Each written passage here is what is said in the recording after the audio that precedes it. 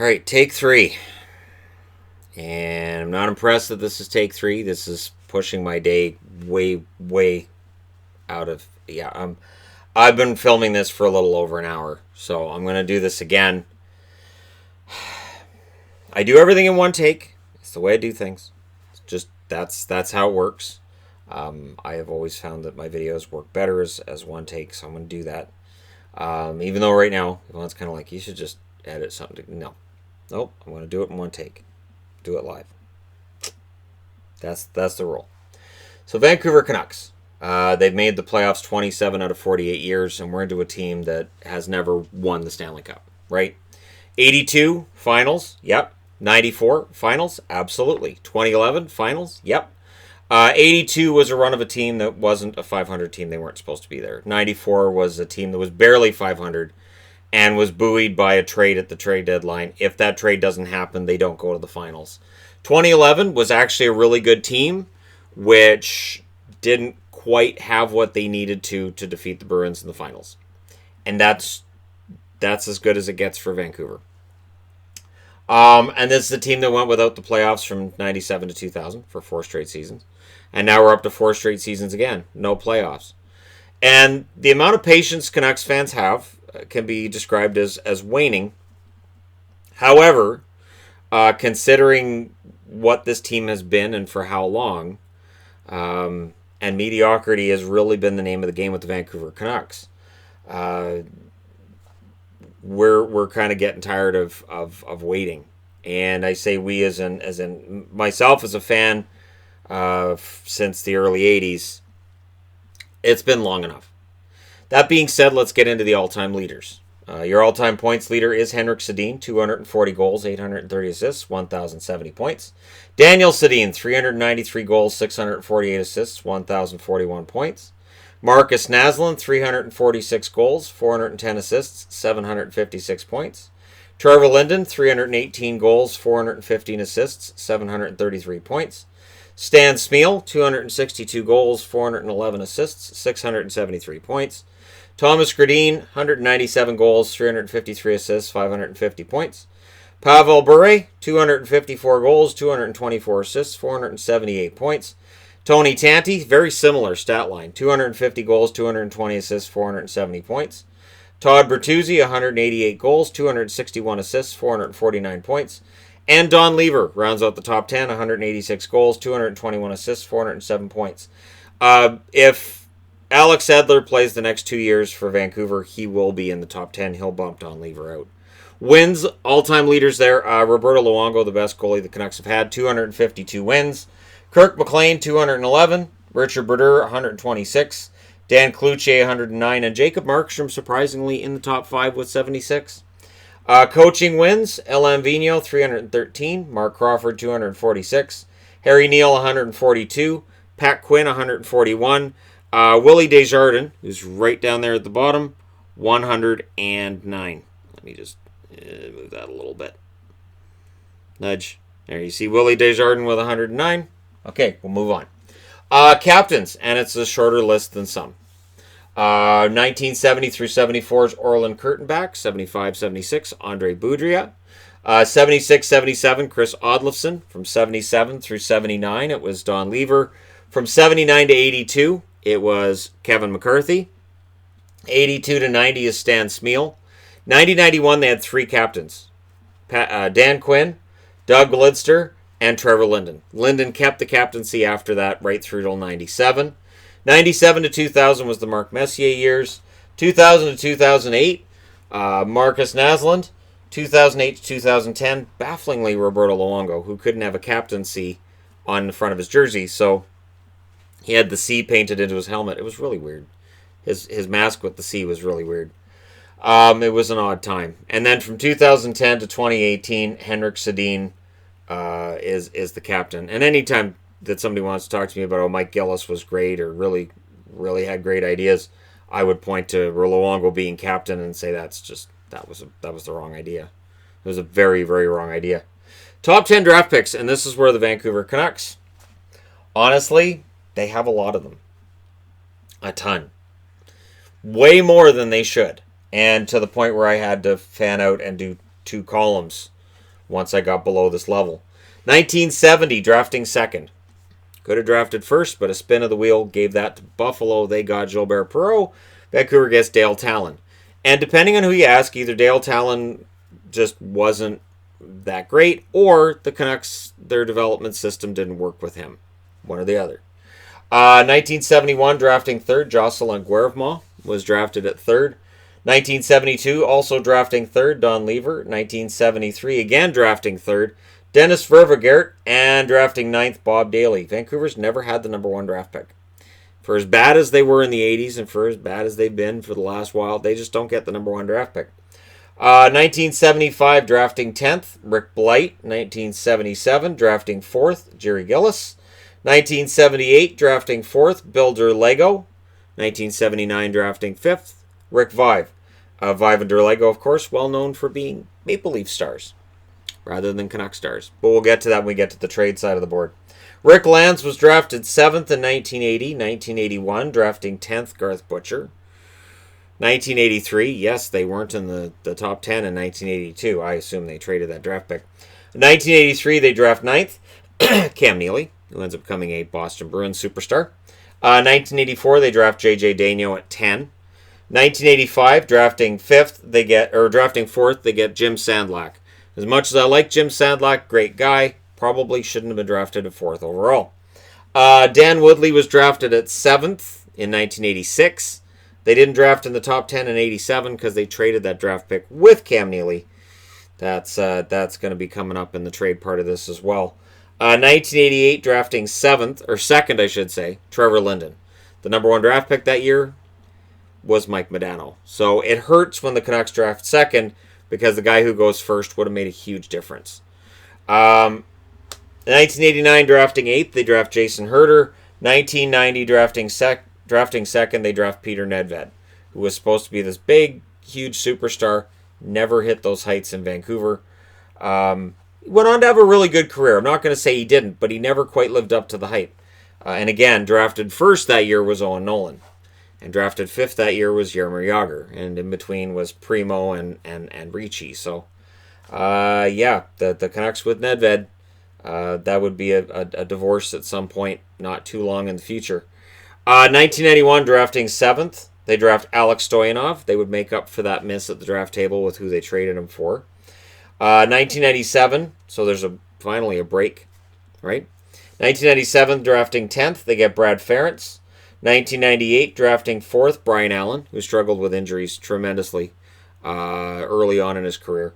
1999, drafting 2nd and 3rd, Daniel and Henrik Sedin become Canucks, and we will discuss that when we get to the trade side of the board as well. I actually saved that part for last. 2005, drafting 10th, Luc Bourdon. 2008, drafting 10th again, Cody Hodgson. And then there's a break. 2013, drafting 9th, they get Bo Horvat. That, of course, was New Jersey's draft pick, not theirs.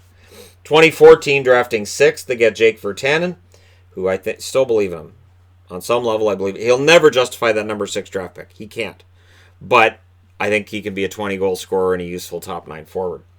2016, drafting 5th, Ole Juolevi, who has yet to make his NHL debut. He would have made his debut this past spring, if not for injury.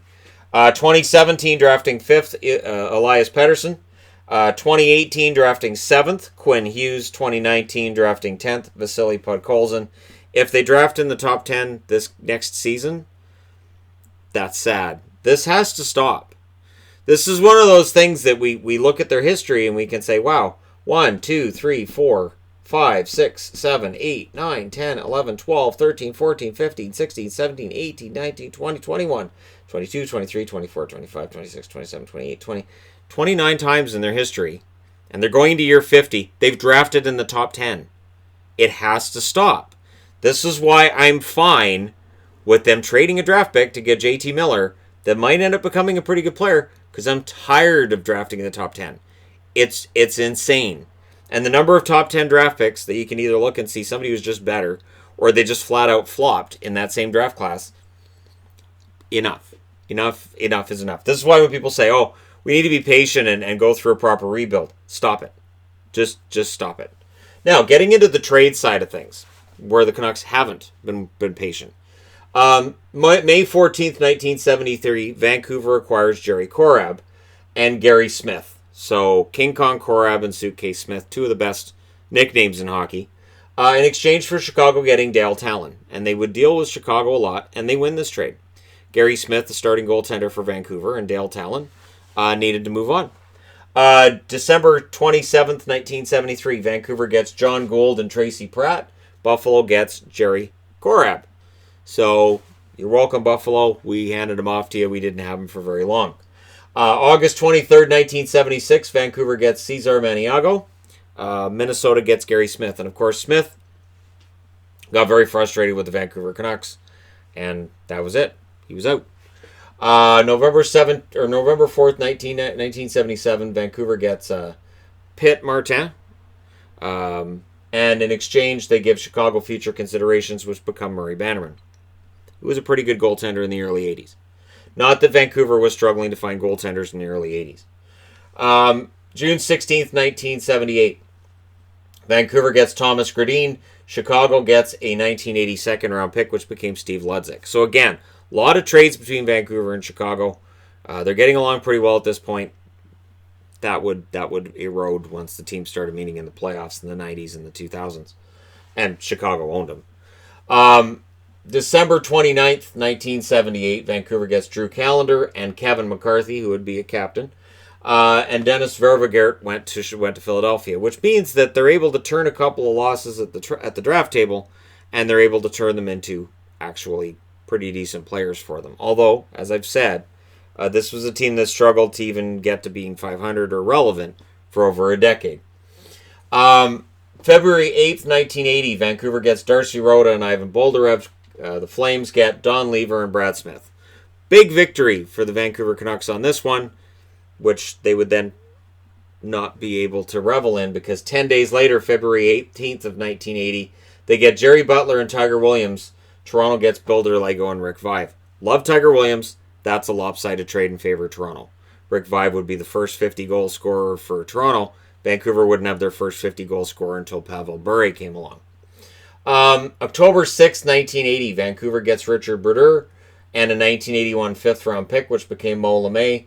The New York Islanders get a 1981 fifth-round pick in exchange. So the Islanders didn't need a goaltender. Richard Brodeur was their number 3, so they trade him out. They had Chico Resch and Billy Smith. They didn't need him. So Brodeur goes where he's needed. March 8th, 1981, Vancouver gets Doug Hallward. LA gets a 1982 fifth and Gary Bromley. So Hallward became a solid top 4 defenseman on a team that needed defensemen and a team that's going to be pretty bad for a while. July 15th, 1981, this is where a lack of patience shows up. Vancouver tries to hit a home run in getting Ivan Halenka, who was a star player for the Czechs. And Brent Ashton goes to Winnipeg, as does the 1982 fourth-round pick. Now, I love Ivan Halenka, I do, and he was solid when he played for the Canucks, but he didn't play for very long.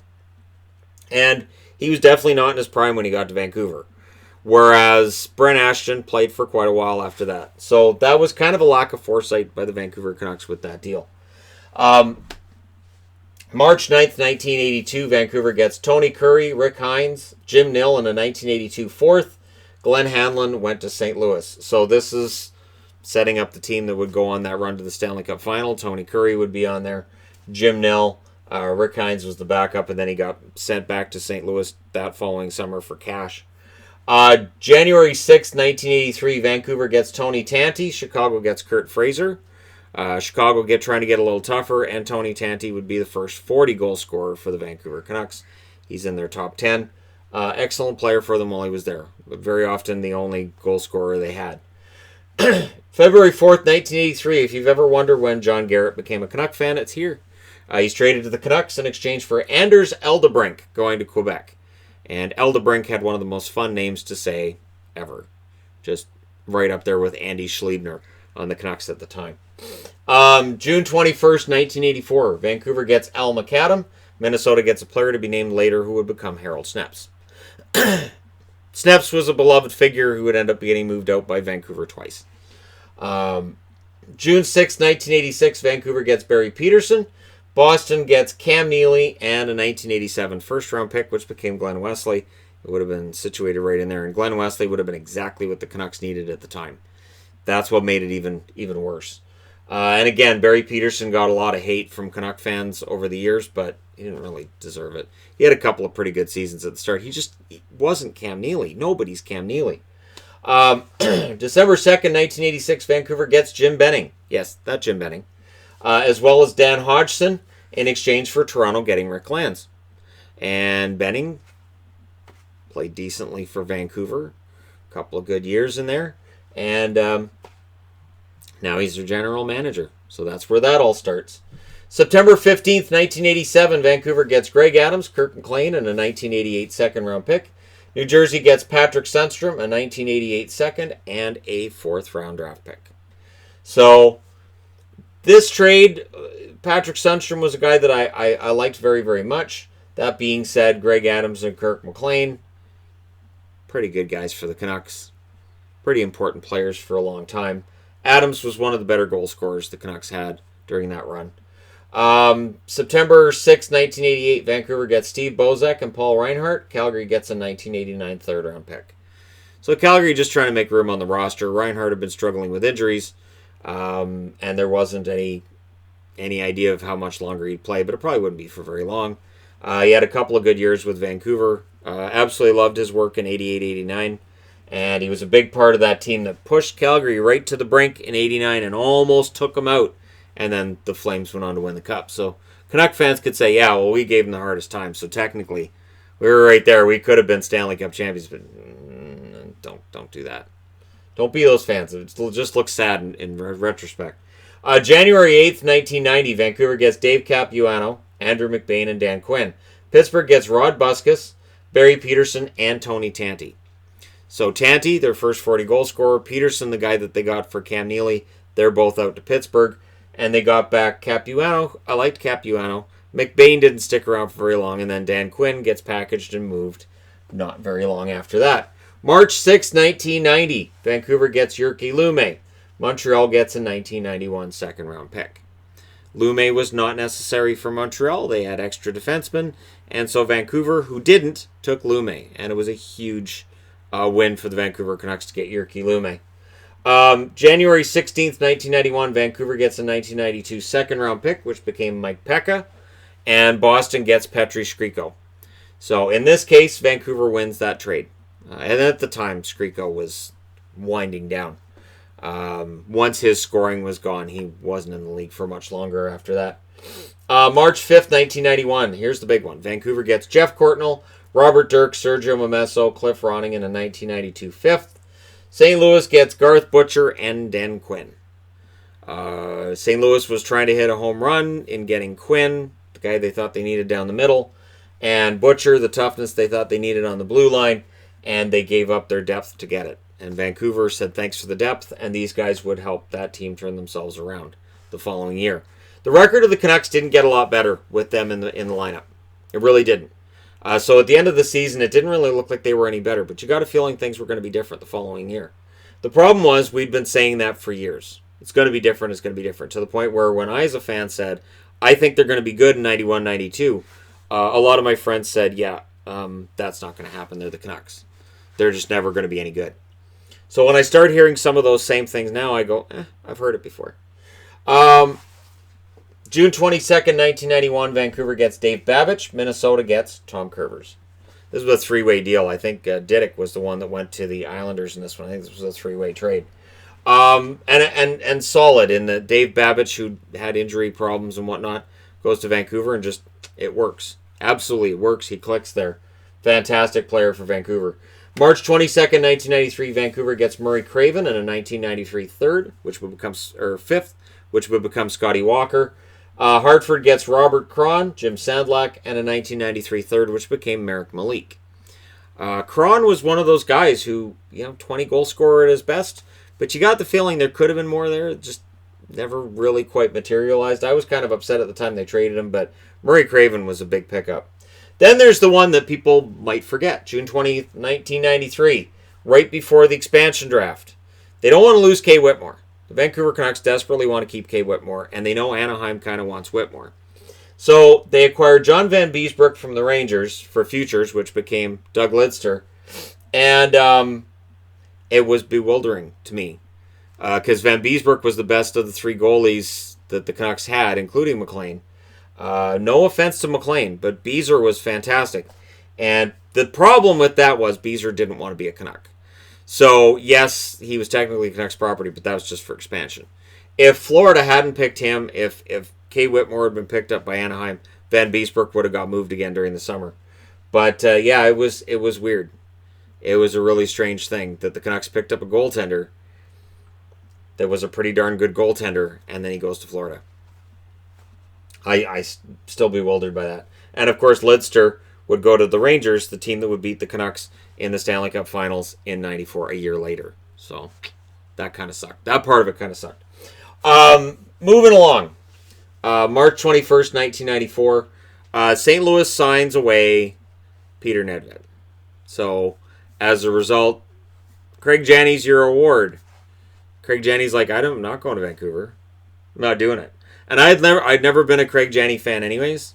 So when Craig Janney went, I'm not going to Vancouver, my response immediately was, good. Good. Sounds good. And then they worked out a trade where St. Louis gave up the rest of their depth, it seemed.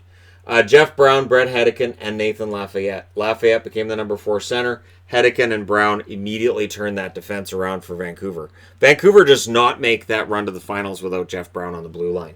And so that was thanks to Craig Janney. Craig Janney helped the Canucks get to the Stanley Cup Final by not coming over and playing for them. April 7th, 1995. Vancouver gets Russ Courtnall. Dallas gets Greg Adams, Dan Kessa, and a 1995 fifth-round pick. On that same day, they also pick up Corey Hirsch. The Rangers get Nathan Lafayette. So a year after Lafayette hits the post and the Canucks don't get to force overtime in Game 7 of the Stanley Cup Final, they give the Rangers Lafayette, and they get back Corey Hirsch, which is key because Hirsch has been an on-air personality for Canucks for a while, and he had that fantastic mask, which was inspired by the movie Psycho. That's still my favorite mask ever. That one's just gorgeous. So, for mask reasons, I put it on the board. July 8th, 1995, Vancouver gets Alexander McGillney and a 1995 fifth-round pick. Buffalo gets Mike Pekka, Michael Wilson, and a 1995 first, which became defenseman Jay McKee. You could look at this and say, well, the Canucks were going for it, and they were, and they lost. The idea was to have McGillney and Bure together, that you have these guys together, they can't fail. And they went, watch us, we're both goal scorers. We're not passers, we're goal scorers. Who do you have in the middle? At which point, the Canucks would have gone, in the middle we got, see if, right, middle. And that's where things kind of fell. And they didn't have any natural chemistry with each other, as was hoped. So, that was when things were really starting to fall apart. December 19th, 1995, Vancouver gets Jim Dowd, František Kuchera, a 1997 second. Hartford gets Jeff Brown in a 1998 third. And at the time this happened, we're all like, wait, what? Jeff Brown got moved? For what? For who? And it was just they had to move him. It was a personal thing. He had to go immediately. So Hartford was like, here's some crap for you. And the guy's like, all right, we'll take it. No offense to Dowd and Kuchera, but Brown was the better player. And then we saw Brown bounce around a lot after that. And I remember watching Brown bounce around, and every time he got traded, I thought, it seems like he's getting traded for below what should be his market value. So there's got to be something there. And so that was kind of the feeling we had. But at the time, people were really upset with that trade. Let's see. March 20th, 1996, Vancouver gets Marcus Naslund. Pittsburgh gets Alex Stoyanov. So that makes that Stoyanov pick look a lot better that Pittsburgh took him in exchange for Naslund. I never saw the offensive upside of Stoyanov. I guess Pittsburgh did. Or they just didn't see the upside with Naslund. Naslund struggled for the first few years he was in the NHL. He did not immediately come in and look like a goal scorer or like a great player. There were even times where I thought Vancouver might trade him. January 2nd, 1998, Vancouver gets Sean Burke, Enrico Ciccone, and Jeff Sanderson. Carolina gets Martin Jelena and Kirk McLean. This was one of those weird ones during the goaltender carousel that was going on in Vancouver, because then Burke would get traded out, and then you'd have Potvin getting traded out, and Snow didn't stick around. There was a lot of goalies that came through Vancouver at the time, but McLean was on his way down. The thing that hurt was Jelena. Jelena was a really solid guy who scored clutch goals. February 4th, 1998, Vancouver gets Brad May and a 1999 third-round pick. Buffalo gets Jeff Sanderson. So, Sanderson did not last as a member of the Vancouver Canucks that first time around. February 6th, 1988, Vancouver gets Todd Bertuzzi, Brian McCabe, and a 1998 third, which became Jarkko Ruutu. The best agitator the Canucks ever had was Jarkko Ruutu. And in exchange, the Islanders get Trevor Linden. So the Canucks traded out Trevor Linden during the first year that Messier was here, and that just didn't go over well. So while we won that trade, you wouldn't know it at the time. Canuck fans were really unhappy with, first he lost the captaincy, lost the room, and then he was out of the room. He was traded. So it was insane. January 17th, 1999. Bure decides he wants out. Now, Bure's wanting out has been bubbling for years. We would find out years later that Bure felt like the Canucks had been kind of screwing him over. And he was playing when he didn't really want to. So we understood years later why Bure looked disinterested at times, because he probably just wanted out. Vancouver gets Lucas Krajicek. Nope. Wrong Florida trade.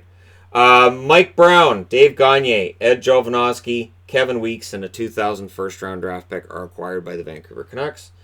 In exchange, Florida gets Pavel Bure, Brad Ferentz, Brett Hedican, and a 2000 third-round pick. And Dave Gagne was the one that finally made this trade go through. Burke insisted on Gagne. We need that center. We need Dave Gagne. Jovanovski, And, this was one of those weird ones. Really, really weird one, because again, the Canucks fans at the time were like, oh, we traded Bure, and what did we get back?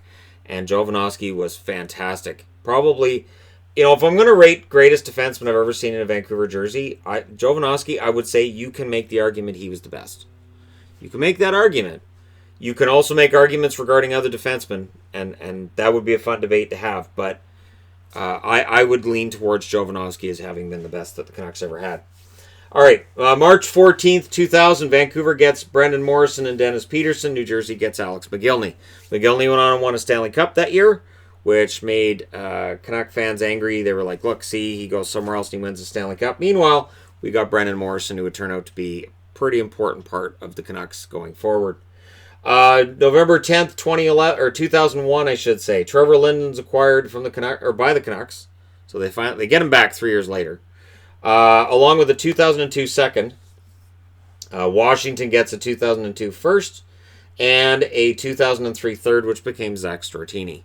So Vancouver bring back Trevor Linden as soon as the Mark Messier experiment had ended. It's like, okay, let's put things back the way they should be. There was some fan service in getting back Trevor Linden, but it was fan service that was desperately needed at that point. No, September 21st, 2002, Vancouver gets Sami Salo, Ottawa gets Peter Schaefer. Schaefer was one of those guys that at times you looked and you thought, you know what, there's a pretty good 20-goal scorer there. Pretty good forward. And then he'd go invisible for a while. But I could understand why a team would go, yeah, he's worth it. And for Sami Salo, the injuries would always be a thing with Salo. So the Canucks get the better player. Salo, great player for the Canucks for a long time. Kind of missed the guy on the defense when he left, but injuries. Lots of injuries. March 9th, 2004, Vancouver gets Martin Rucinski. The Rangers get Martin Grenier and RJ Umberger. And this was a trade that Canucks fans were very angry about because they wanted Umberger in the lineup. He was a first-round draft pick. But Umberger and Kessler couldn't be in the same room. They couldn't stand each other. And they didn't really hide that they couldn't stand each other. So Umberger, he ends up going to the Rangers. Doesn't sign with the Rangers either. He ended up, I'm not signing here. So Umberger kind of, I don't know, seemed not like the type of guy that the Vancouver fans would have liked anyways. But he was moved on, and the fact that they got Rucinski, so there were some Canuck fans who were like, really, Martin Rucinski? But that was where his trade value was at that point, because he wasn't coming to Vancouver. June 26, 2004, Vancouver gets a 2004 third, which became Alex Edler. Dallas gets a 2005 third round pick. So, good move by the Canucks right there. June 23rd, 2006, now is the other Florida trade. Lukas Krajicek and Roberto Luongo, along with a 2006 sixth round pick. Florida gets Brian Allen, Alex Auld, and Todd Bertuzzi in exchange. So that's a pretty good trade for the Canucks. Although Auld had a good year for the Canucks going into that, he wasn't going to be Luongo. And Bertuzzi clearly was on the downswing at that point. And again, everybody points to the Moore punch. Look at his stats from that season. He only had the 17 goals that year. His goal scoring had already started to fall off. And his power forward status was already kind of in question before the infamous incident with the Colorado Avalanche. February 26, 2007, Vancouver gets Brent Sopel. And I was excited to see Sopel back in the lineup. Until he was back in the lineup. And I liked Sopel his first go-around with the Canucks, but that second go-around, man, that was brutal. And in exchange, LA gets a 2007 second-round pick, which became Wayne Simmons, and a 2008 fourth. And it hurts because Wayne Simmons is exactly the type of forward the Canucks would need years later. So that one just hurt all over. August 28th, 2009, Vancouver gets Christian Ehrhoff and Brad Lukowicz. San Jose gets Daniel Rahimi and Patrick White. There wasn't room for Ehrhoff in San Jose on numerous fronts, and so the Canucks get him for dirt cheap. Very good defenseman. You could make the argument one of the best offensive defensemen the Canucks ever had. See what I did there? All around, you can look at Jovanovski. You could argue that Ehrhoff might have been one of the best offensive defensemen. He had his shaky moments defensively, but these things happen when you're a risk taker. But yeah, that's a win for Vancouver.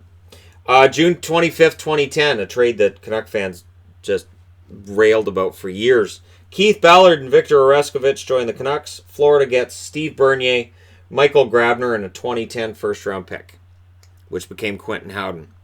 Grabner was, of course, the name that Canucks fans fixated on. He'd been a first-round draft pick of the Canucks. He's acquired by Florida. He'd go on and score 30 goals. Not with Florida. Florida waived him. So his conditioning and his drive and his determination were all the things that were in question in Vancouver, and they were the reasons he got traded. And the reasons why Florida waived him. And then the Islanders, it just worked. But Canuck fans could not let that go. Could not let that, not even a little bit, let that go that Grabner had become a goal scorer. And not for the team they traded him to. And that was always the point I made. I'm like, yeah, but he didn't do it in Florida. It's not like he got to Florida and they went, oh, we ripped them off. Florida looked and went, no, we don't need him either. And they waived him. So, anyways, that trade, very divisive with Canuck fans. February 27th, 2012, Vancouver gets Zach Kassian and Marc-Andre Gagnani in a trade that shocked everybody. Buffalo gets Alexander Salzer and Cody Hodgson. We didn't even know Cody Hodgson was on the market. And Kassian was one of a few guys who Mike Gillis had on his list of guys he wanted. And so when Kassian was offered up by Buffalo, he gave up Cody Hodgson. So Cody Hodgson was going to be the face of the franchise. He was going to be the captain. He was this great player. And then he's gone.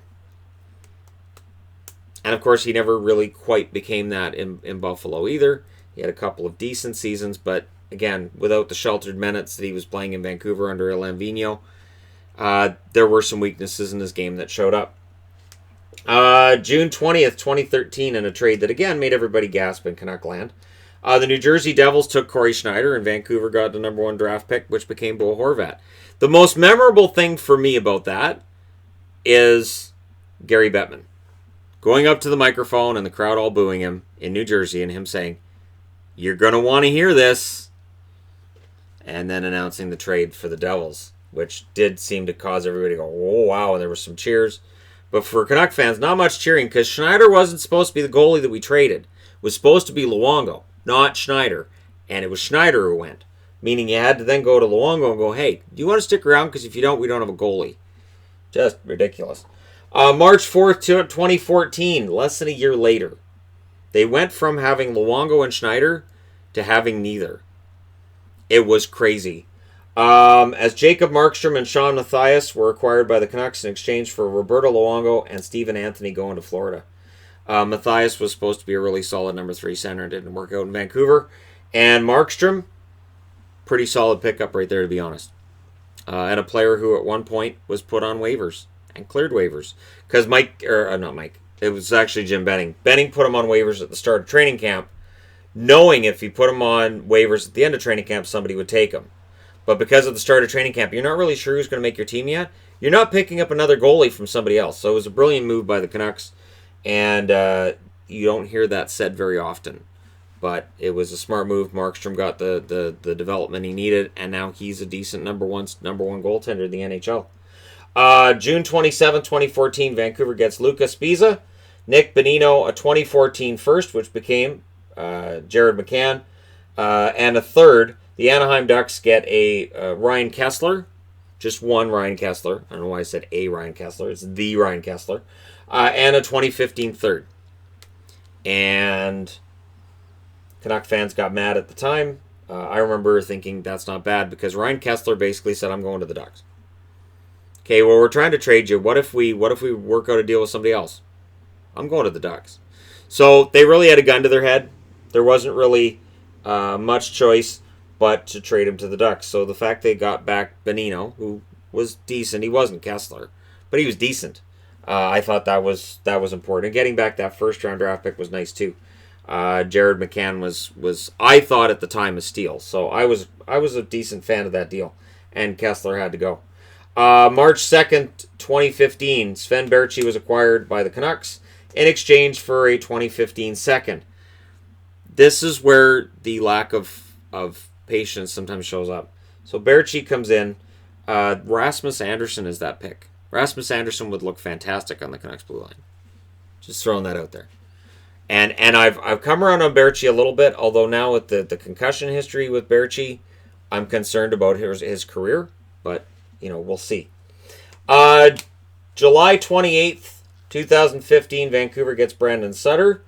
Pittsburgh gets Nick Bonino, Adam Clendenning, and a 2016 second. And this is a trade that, yes, I understand Canuck fans hate.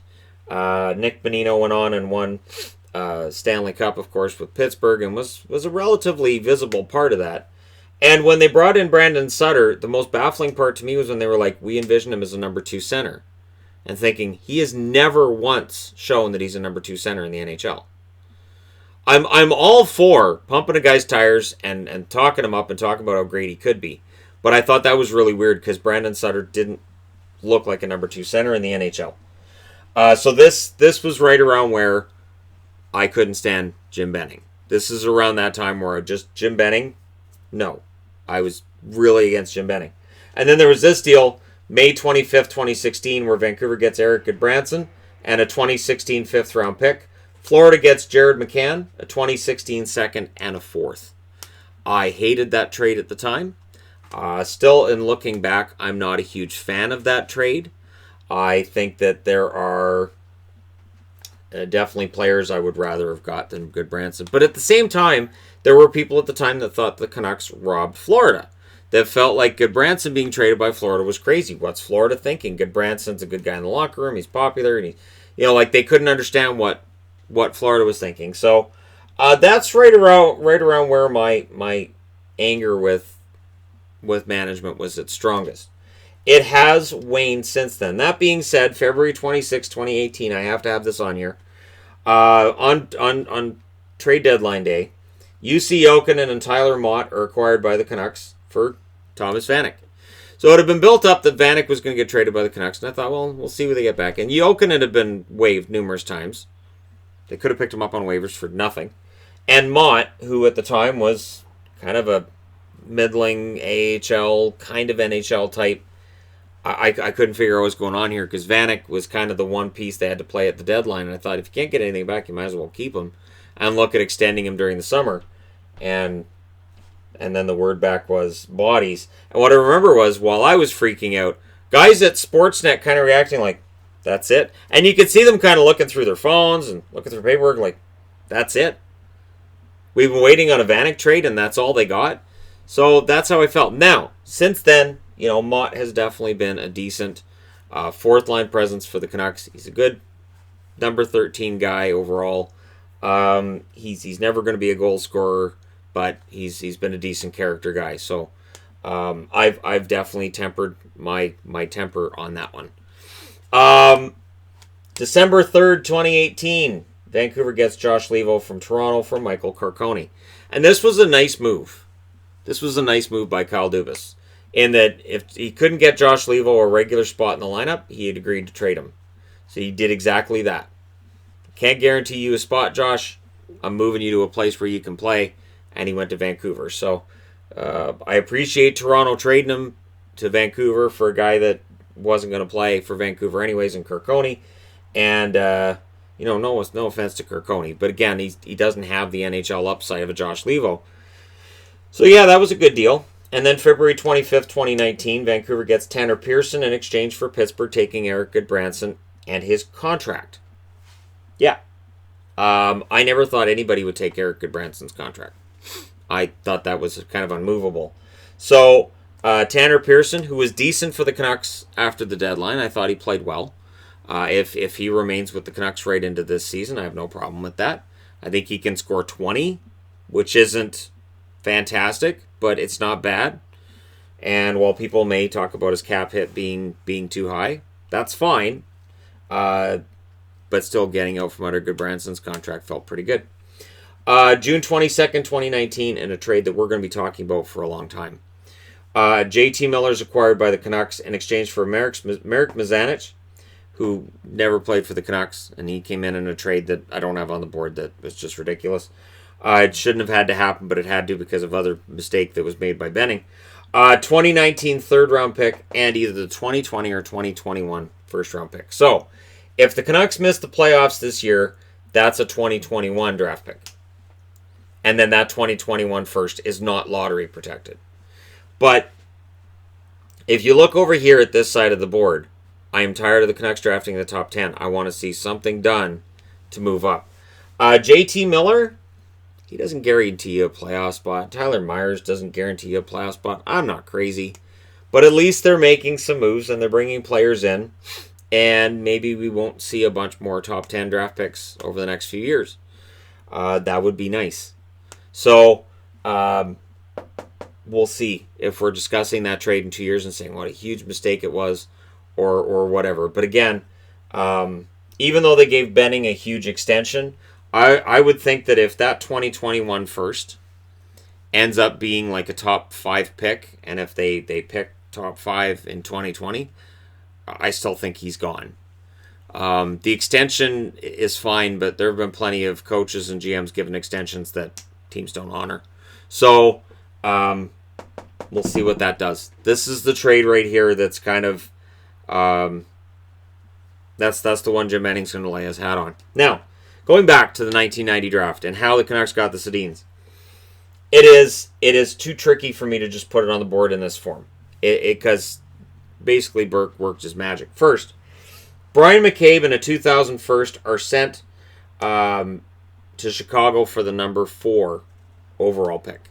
So he sends the following year's first round pick for the number 4 pick from Chicago. Now, that was all they got done on the eve of the draft.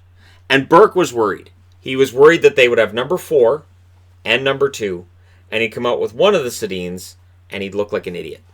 He was concerned. And right up until just before the draft, it didn't look like it was going to happen. But Tampa Bay capitulated. So the Canucks sent the number 4 pick and 2 third-round picks to Tampa Bay for the number 1 overall pick. The Vancouver Canucks then go to Atlanta and they go, hey, we'll send you this number 1 overall draft pick in exchange for you guys promising us you're not going to take one of the Sedins. Atlanta goes, fine. They draft Patrick Stefan, and the Canucks walk out with both Sedin twins. Now, what's interesting about this is Burke was not sold on the Sedins. Months before the draft, he talked about how the Sedins got pushed around by Canada and the U.S. at the World Juniors. That they could only put up points against teams that weren't any good at the World Juniors. And he didn't think they were very good at all. So he wasn't really looking at drafting them. He was actually thinking about trading the draft pick. Thomas Gradin, who had seen them extensively, goes to and goes, no. Brian, trust me. Pick the Sedins.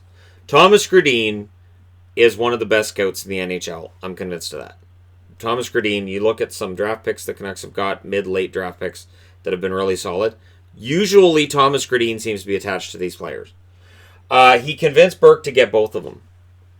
And then 5 minutes before the draft, from the draft floor, he called out to them in Swedish, "Welcome to the team." So he tipped the Sedins that they were going to be Canucks. They wanted to play together, but right up until the draft, they didn't think it was going to happen. The Canucks made it happen. And Thomas Gradin was so excited, he couldn't help running over and yelling out to them, "Welcome to the team." So it's not a history that's full of championships, but it's an interesting one. And there you go. I finally finished it. I did it. Thank you guys so much for watching. Let me know your thoughts in the comment section below as always. And hey, don't forget to hit like and subscribe if you're browsing your way through. You just happened upon this video. This means I've only got 3 teams left. Vegas, which is thankfully going to be easy. Washington and Winnipeg, and then we're good. But there you go. The history of the Vancouver Canucks in all of its almost glory, and in of course fiery riots and such, and also in all of its top drafting mediocrity at times. So there you go. I'm all done with this finally. I will talk to you again soon.